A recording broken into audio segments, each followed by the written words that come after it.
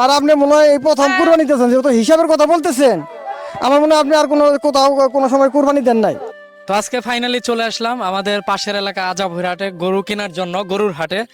আসসালামু আলাইকুম বড় ভাই, ভালো আছেন? ওয়ালাইকুম আসসালাম রহমতুল্লাহ বরকাত, ভালো আছি ইনশাল্লাহ। এখানে আপনার কয়টা গরু নিয়ে আসছেন? 3টা গরু নিয়ে আসছি। 3টা গরু। এই গরুটার দাম চাইতেছেন কত? 2 লক্ষ টাকা। 2 লক্ষ টাকা চাইতেছেন? জি। তাতে কয় মন মাংস হবে বড় ভাই? মাংসের হিসাব আমরা করতে পারবো না, যারা কুরবানি আপনি কুরবানি দিবেন এটা হিসাব করবেন কেন?